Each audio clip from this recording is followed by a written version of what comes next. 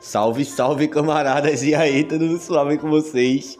Espero que se for bolsonarista tá muito bom não. Iniciado o julgamento, meu, vai da denúncia contra Bolsonaro e os culpacinha dele que tava liderando o bagulho de golpe. Vou trazer aqui a íntegra, meu, vai dar a leitura do relatório de Xandão. Por favor, se inscreve no canal, deixa like, comenta também qualquer coisa pra fortalecer engajamento. E sem delongas, bora logo com as ideias de Xandão. É fogo no gado, papai, anistia jamais, que venha muito churrasco pra nós. A palavra ao eminente relator, ministro Alexandre de Moraes. Bom dia, presidente. Cumprimento Vossa Excelência, ministro Cristiano Zanin, cumprimento a nossa decana, a ministra Carmen Lúcia, ministro Luiz Fux, ministro Flávio Dino, cumprimento o Procurador-Geral da República, professor Paulo Gonet, cumprimento também, presidente, os advogados presentes que farão sustentações orais, doutor Paulo Renato Garcia Sintra Pinto, doutor Demóstenes Lázaro Xavier Torres, doutor Elmar Roberto Novak, doutor Matheus Maier Milanês, doutor Celso Sanches Vilardi, doutor César Roberto Bittencourt, doutor Andrei Fernandes Farias e doutor José Luiz Mendes de Oliveira Lima. Presidente, trata-se aqui de denúncia oferecida em face de Jair Messias Bolsonaro pelos crimes de liderar organização criminosa armada, tentativa de abolição violenta do Estado de Direito, golpe de Estado, dano qualificado pela violência e grave ameaça contra o patrimônio público, deterioração de patrimônio tombado, observadas ainda as regras do concurso de pessoas e concurso material, além de denúncia oferecida em face de Alexandre Ramagem, Almir Garnier Santos, Anderson Gustavo Torres, Augusto Heleno Ribeiro Pereira, Mauro César Barbosa Cid, Paulo Sérgio Nogueira de Oliveira, Walter Souza Braga Neto. Em relação a todos esses, a denúncia foi oferecida pela prática das condutas de organização criminosa armada, tentativa de abolição violenta do Estado Democrático de Direito, golpe de Estado, dano qualificado pela violência e grave ameaça e deterioração do patrimônio tombado, também sobre as regras do concurso de pessoas e concurso material. De acordo com a denúncia oferecida pela Procuradoria-Geral da República, os fatos criminosos ou a descrição dos fatos criminosos, a descrição é a seguinte: diz a Procuradoria-Geral da República, a responsabilidade pelos atos lesivos à ordem democrática recai sobre organização criminosa liderada por Jair Messias Bolsonaro, baseada em projeto autoritário de poder, enraizada na própria estrutura do Estado e com forte influência de setores militares. A organização se desenvolveu em ordem hierárquica e com divisão das tarefas preponderantes entre seus integrantes. Jair Messias Bolsonaro, junto com Alexandre Rodrigues Ramagem, Almir Garnier Santos, Anderson Gustavo Torres, Augusto Heleno Ribeiro Pereira, Paulo Sérgio Nogueira e Walter Souza Braga Neto, continua a Procuradoria-Geral da República, integrantes do alto escalão do governo federal e das Forças Armadas, formaram o núcleo crucial da organização criminosa, mesmo tendo havido adesão em momentos distintos. Deles partiram as principais decisões e ações de impacto social que serão narradas nessa denúncia. Mauro César Barbosa Cid, embora com menor autonomia decisória, também fazia parte desse núcleo, atuando como porta-voz de Jair Messias Bolsonaro e transmitindo orientações aos demais membros do grupo. Na sequência, a Procuradoria-Geral da República continua. A natureza estável e permanente da organização criminosa é evidente em sua ação progressiva e coordenada que se iniciou em julho de 2021 e se estendeu até janeiro de 2023. As práticas da organização caracterizaram-se por uma série de atos dolosos ordenadas a abolição do Estado Democrático de Direito e a deposição do governo legitimamente eleito. A ação coordenada foi a estratégia adotada pelo grupo para perpetrar crimes contra as instituições democráticas, os quais não seriam viáveis por meio de um único ato violento. A complexidade da ruptura institucional demandou um iter criminis mais distendido, em que se incorporavam narrativas contrárias às instituições democráticas, a promoção de instabilidade social e a instigação e cometimento de violência contra os poderes em vigor. A consumação do crime do artigo 359-M do Código Penal, tentar depor, por meio de violência ou grave ameaça, o governo legitimamente constituído, ocorreu por meio de sequência de atos que visavam romper a normalidade do processo sucessório. Esse propósito ficou evidenciado nos ataques recorrentes ao processo eleitoral, na manipulação indevida das forças de segurança pública para interferir na escolha popular, bem como na convocação do alto comando do Exército para obter apoio militar à decretação que formalizaria o golpe. Continua a Procuradoria-Geral da República expondo que a organização criminosa seguiu todos os passos necessários para depor o governo legitimamente eleito, objetivo que, buscado com todo empenho e realizações de atos concretos em seu benefício, não se concretizou por circunstância que as atividades dos denunciados não conseguiram superar a resistência dos comandantes do Exército e da Aeronáutica às medidas de exceção. Os denunciados também encadearam ações para abolir violentamente o Estado Democrático de Direito. Minaram em manobras sucessivas e articuladas os poderes constitucionais diante da opinião pública e incitaram a violência contra suas estruturas. As instituições democráticas foram vulneradas em pronunciamentos públicos agressivos e ataques virtuais, proporcionados pela utilização indevida da estrutura de inteligência do Estado. O ímpeto de violência da população contra o Poder Judiciário foi exacerbado pela manipulação de notícias eleitorais baseadas em dados falsos. Ações de monitoramento contra autoridades públicas colocaram em risco iminente o pleno exercício dos poderes constitucionais. Os alvos escolhidos pela organização criminosa somente não foram violentamente neutralizados devido à falta de apoio do alto comando do Exército ao decreto golpista, que previa expressamente medidas de interferência nos poderes constitucionais. As ações progressivas e coordenadas da organização criminosa culminaram no 8 de janeiro de 2023. Ato final voltado à deposição do governo eleito e à abolição das estruturas democráticas.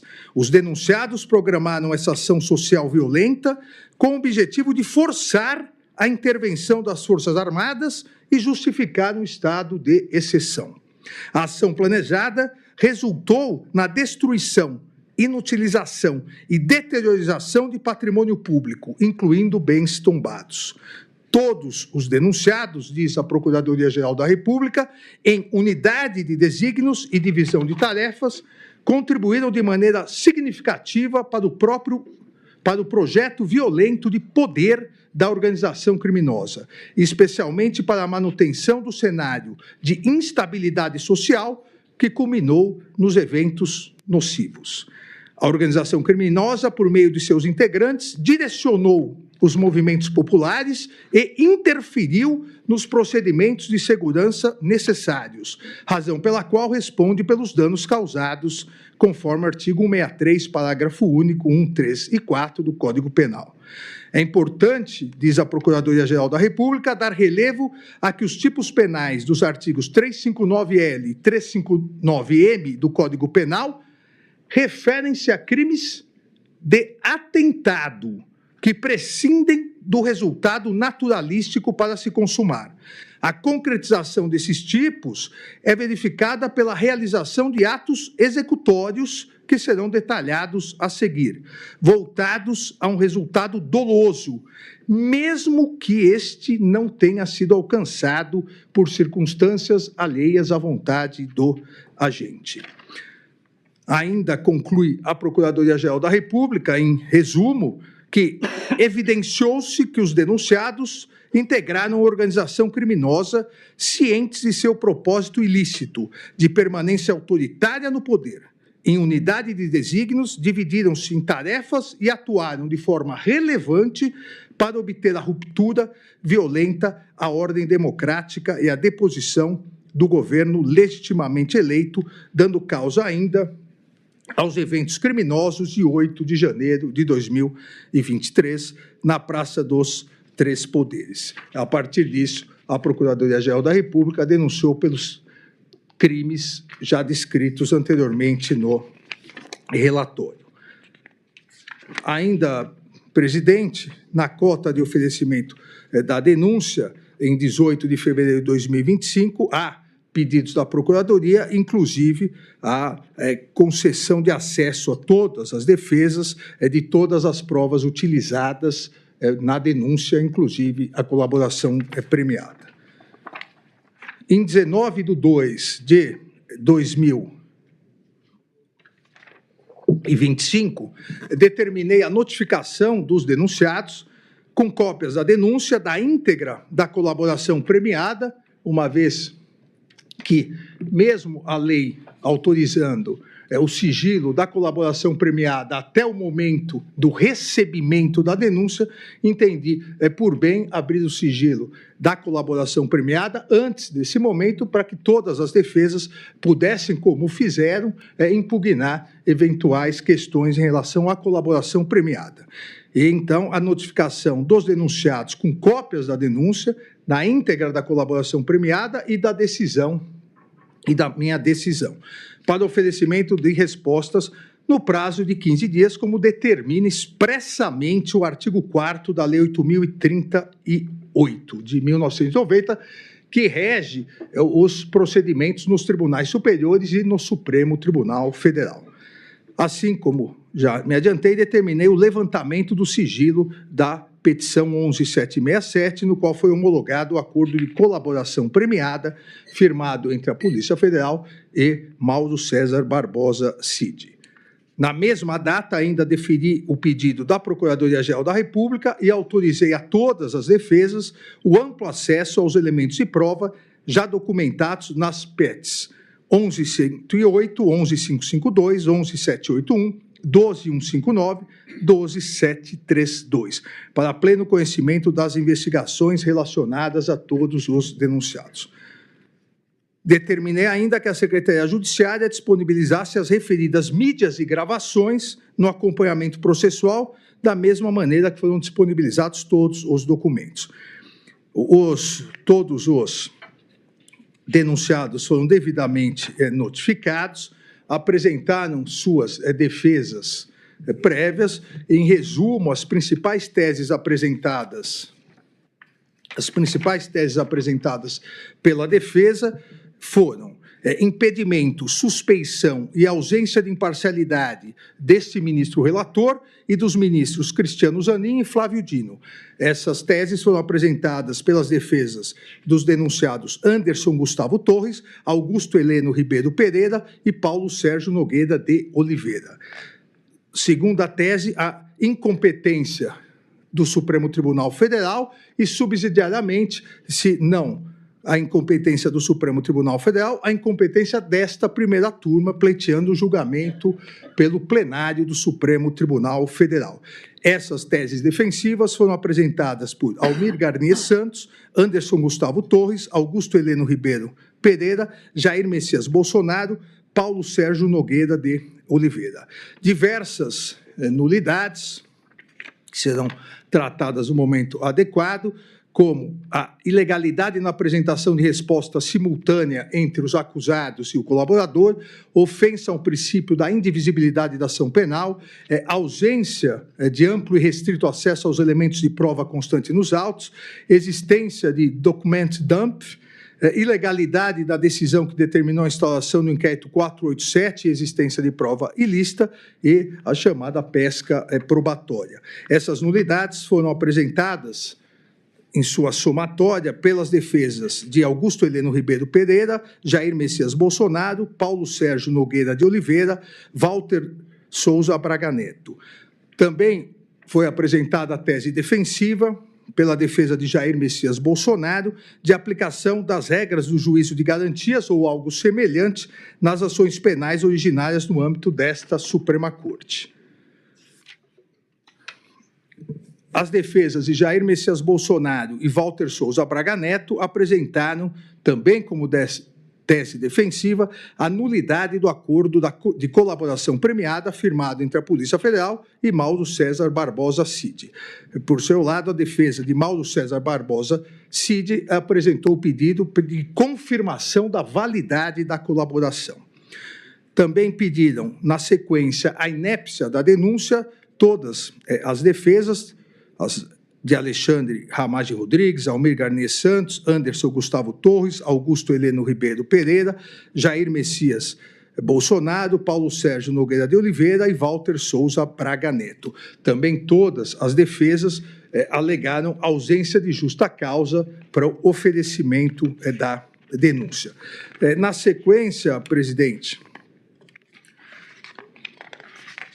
eu especifico mais o que cada defesa justificou, fundamentou em relação a todos esses pontos, mas como os advogados estão aí, todos farão sustentações orais, eles poderão detalhar com melhor clareza esses pontos apresentados nas defesas. Quase todas as defesas apresentaram, menos uma, apresentaram testemunhas, e três das defesas apresentaram documentos.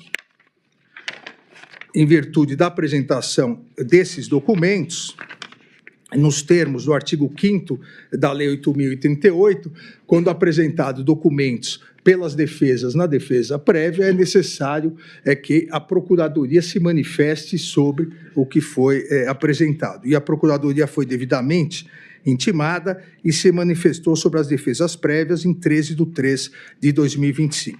Da mesma forma, presidente, como o excelentíssimo Procurador-Geral da República fará a sustentação oral, ele melhor explicará seu posicionamento sobre isso. Ainda, presidente, e é importante aqui ressaltar, durante esse procedimento, a partir do oferecimento da denúncia, as defesas apresentaram diversos requerimentos. Em 20/2/2025, a defesa do denunciado Jair Messias Bolsonaro requereu a suspensão e devolução do prazo até que a defesa tivesse acesso à integralidade da prova, a intimação da autoridade policial para que constatasse elementos angariados não foram fornecidos à defesa, devolução do prazo, suspensão do prazo, prazo de 83 dias, e subsidiariamente prazo em dobro. Indeferir o requerimento formulado pela defesa do denunciado Jair Messias Bolsonaro, uma vez, e consta no relatório aqui a íntegra da decisão, uma vez que o amplo e integral acesso aos elementos de prova já documentados e que foram utilizados pela Procuradoria-Geral da República no oferecimento da denúncia, já estava garantido a todas as defesas, bem como já havia autorizado excepcionalmente e antecipadamente, inclusive, o acesso à colaboração premiada. Indeferir os pedidos de concessão de prazo de 83 dias ou prazo em dobro, uma vez que não há previsão legal para tanto. Ainda, presidente, indeferir o pedido formulado pela defesa em relação à ausência de provas, ausência de acesso a provas, inclusive em despacho realizado no dia 26 de fevereiro de 2025, no Salão Branco dessa Suprema Corte, com o advogado de Jair Messias Bolsonaro, que não teria tido acesso à comunicação entre Mário Fernandes e Mauro César Barbosa Cid, detalhei na decisão, inclusive indicando o acesso, onde estava o acesso, repito, utilizado e juntado nos autos e utilizado pela Procuradoria-Geral da República para o oferecimento da denúncia. E transcrevo no relatório todo esse acesso, um tutorial de acesso às provas que a defesa diz não ter tido acesso. Da mesma forma, em 25/2/2025, a defesa de Walter Souza Braga Neto fez os mesmos requerimentos, tanto em relação a um suposto a inexistência de um suposto não acesso, não acessibilidade às provas, quanto de uma devolução do prazo ou prazo em dobro. Da mesma forma, com os mesmos fundamentos em deferir, consta no relatório detalhadamente as questões de indeferimento, que deixarei de ler, presidente, uma vez que essa é uma das teses defensivas e, no momento adequado, na votação, eu detalharei mais especificamente. As defesas de Jair Messias Bolsonaro e Walter Souza Braga Neto interpuseram agravo regimental contra as decisões de indeferimento, abrir vista aos autos para a Procuradoria-Geral da República, mas vamos decidir hoje essas questões. Em conclusão, presidente, em 13/3/2025, após a apresentação das respostas pelas defesas dos acusados, assim como a manifestação da Procuradoria-Geral da República, solicitei, nos termos do artigo 234 do Regimento Interno do Supremo Tribunal Federal, a Vossa Excelência, dia para julgamento presencial para deliberação sobre a denúncia oferecida pelo Procurador-Geral da República em face do denominado Núcleo 1, o núcleo da organização criminosa que, baseado em projeto autoritário, enraizada na estrutura do Estado e com forte influência de setores militares, com divisão de tarefas e com uma série de atos dolosos, visou a abolição do Estado democrático de direito e a deposição do governo legitimamente eleito. A denúncia oferecida em face de Alexandre Ramagem, Almir Garnier Santos, Anderson Gustavo Torres, Augusto Heleno Ribeiro, Jair Messias Bolsonaro, Mauro César Barbosa Cid, Paulo Sérgio Nogueira de Oliveira e Walter Souza Braga Neto. A presidência da primeira turma agendou as sessões extraordinárias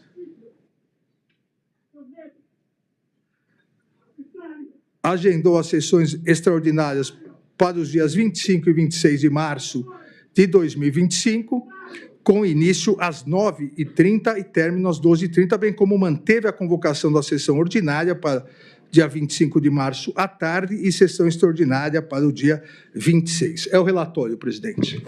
Obrigado, ministro Alexandre de Moraes. Volta pra torar, Xandão. O povo autoriza mais de 1.000, tá ligado? Ei, meu velho. Cabe ressaltar até que eu pretendia fazer o bagulho ao vivo e tal, tá ligado? Não em live, mas eu vim observar depois que o negócio começava de manhã. Aí de manhã aqui em casa é mó correria, tá ligado? Que mora só eu e minha filha, aí tem que ajeitar ela pra escola, almoço, pai, essas fitas tudinho. Aí, infelizmente, eu não teria como acompanhar assim de forma ao vivo sem estar fazendo outras atividades, tá ligado? Espero que compreendam. Por favor, se não for inscrito ainda no canal, peço que se inscreva, ativa o sininho e pá para chegar a notificação, que é fundamental também. Aperta no like e comenta qualquer coisa aí para fazer o vídeo chegar mais longe. Na dúvida do que comentar, deixa um viva Lula, um viva Xandão, um viva democracia. Ou então, quem sabe, até um viva pro canal Filosofia Marginal. Eu já vou começar as preparações aqui das falas de Gonê, tá ligado? Assim que tiver pronto, eu já deixo no final desse vídeo aqui pra um mero clique em cima já ter acesso ao vídeo. E sem mais delongas, já vou encerrando o vídeo que tem mais pra fazer. Fogo no gado, papai. Inscreva-se, curta e compartilhe. E se possível, manda um Pix. Estou precisando muito e só o Bolsonaro que não precisa recebeu. Até a próxima!